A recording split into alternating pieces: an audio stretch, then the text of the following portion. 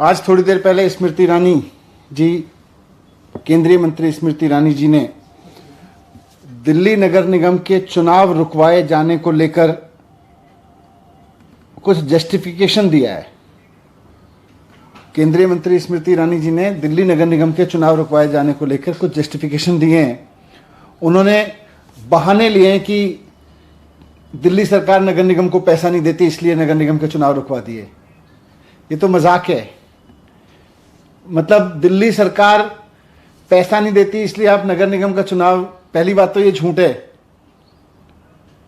दिल्ली सरकार तो पूरा पैसा देती है। नगर निगम में इतना भ्रष्टाचार कर रखा है बीजेपी ने, जिसकी वजह से नगर निगम के पास पैसा नहीं है।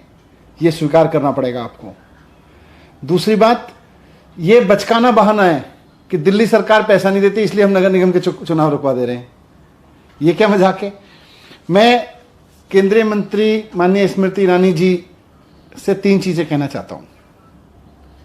उन्होंने जस्टिफाई किया है कि चुनाव रुकवा के बीजेपी ने सही किया है, एमसीडी का चुनाव रुकवा के बीजेपी ने सही किया है।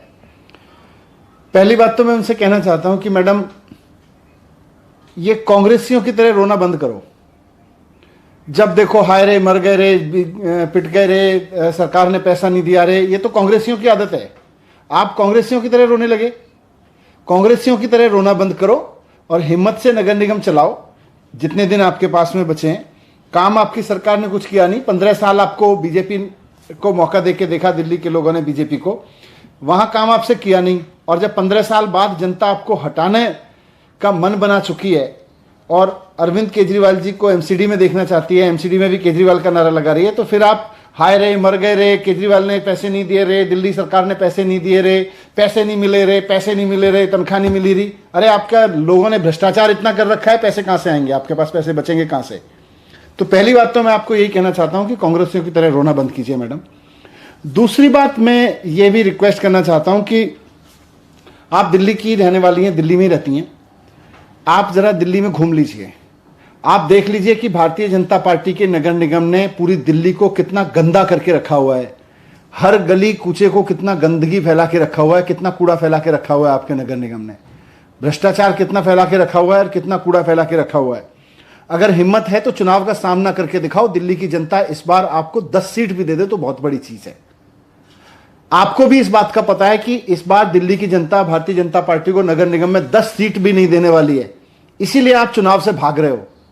तो दूसरी चीज मैं कहना चाहता हूं, चुनाव से भागो मत। हिम्मत है तो चुनाव लड़के दिखाओ। ये चुनाव आयोग को धमका के, चुनाव आयोग को ऊपर दबाव बना के आपने जो चुनाव टालने की कोशिश की है, उसको रुकवाया है, ये ठीक नहीं है।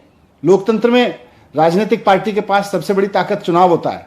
अगर आपको लग रहा है कि आपकी पार्टी में जीतने का दम है, अगर आपको लग रहा है कि भारतीय जनता पार्टी लोगों की पसंद है, तो फिर चुनाव से भाग क्यों रहे हैं?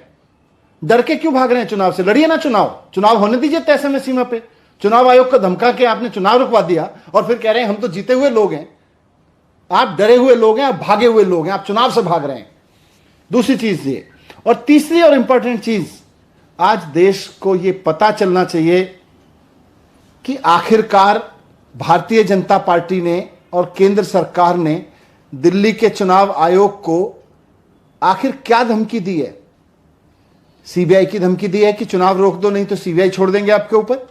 ईडी की धमकी दी है कि चुनाव रोक दो नगर निगम के, नहीं तो ईडी से आपको फंसा देंगे। क्या धमकी दी है आप लोगों ने चुनाव आयोग को? आखिर ऐसा कैसे हो गया कि चुनाव आयोग चुनाव की तारीखों के ऐलान करने के लिए पीसी बुलाता है और उससे 1 घंटा पहले आप उसको धमकी देते हैं और 1 घंटे में मामला पलट जाता है।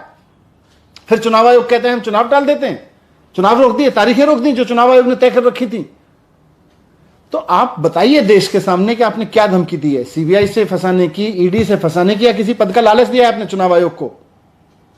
कुछ तो वजह हुई कि चुनाव आयोग ने बुलाई हुई पीसी, चुनाव की तारीखों का ऐलान करने के लिए बुलाई गई प्रेस कॉन्फ्रेंस को चुनाव के ऐलान की जगह फिर रिग्रेट में बदल दिया।